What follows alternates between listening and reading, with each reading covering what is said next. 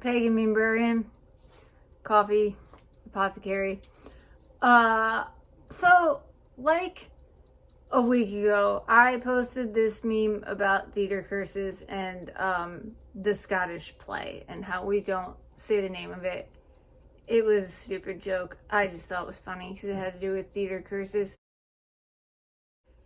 And it has been a week, and people on other groups are still arguing about the Scottish play.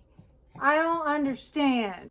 The worst part is that they're not even arguing about the origins of the curse. They're arguing about whether or not it is actually a theater tradition to say the name of the Scottish play. Well, screw that. I'm a rabble rouser, and I'm gonna give you something better to argue about because seriously, I can't take it anymore. The theory is that the spells included in the Scottish play were actually stolen from a real witch's grimoire, and she therefore cursed the play, and that is why you cannot say the name out loud on a set. If you will notice, I have not said the name while I'm filming this. In fact, while I'm talking about this, I have cut this like 12 times already because my dog won't stop coughing, and I'm convinced it's because I'm talking about the Scottish play. It's like that, y'all. We take this seriously.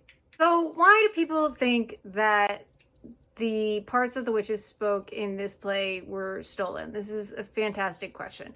It is likely that Shakespeare during his time would have had knowledge of the Greek gods like Hecate and may have understood Hecate's connection to witchcraft, as she was the one who overheard Persephone screaming during the rape by Hades. But there is a debate about whether or not he would have had such vast knowledge of non-indigenous plant life. And you may be saying to yourself, what fucking plant life? And I totally get that. Well, there is a long-standing mythos that witches used to write their grimoires in code so that if anybody found them, that they would not be able to decipher the code and therefore not be able to reproduce their spells.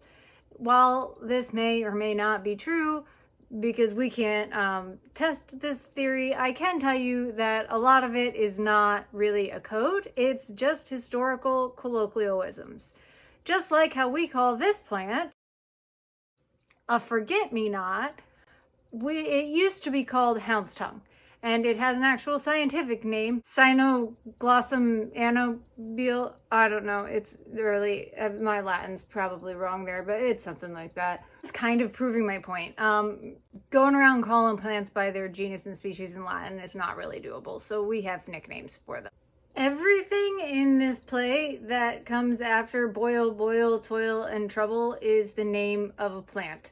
I once went through and translated them all, and then went through and distilled from all the historical accounts the actual lyrics of Something Wicked This Way Comes and tried it out for myself just to see what would happen. We don't talk about what happened, by the way. They are all the names of plants. Finger of birth strangled babe, ditch delivered by a drape. Birth strangled babe is likely referring to baby's breath, which grows in ditches and watery, boggy areas. Ditch delivered obviously refers to that. Finger is telling you what part of the plant it is, probably the root, which is the most potent part of the plant. Delivered by a drape. A drape is another word for a prostitute, so this is likely a whorehound, another plant that grows in boggy areas. Okay, I can go through this whole thing and tell you lots of names of plants, but nobody wants to hear that. The point is that a lot of these plants listed in this play are non-indigenous to Europe. And so therefore, I mean, some apothecarists may have known about some of them, but to know about a lot of them, especially a dude like Shakespeare, who at the time was, you know, just putting on plays in the Globe Theater, whether or not he would have had such an acute knowledge of them. Maybe he did, maybe he didn't, but that's where it comes from. We still do this today in a much less obvious way.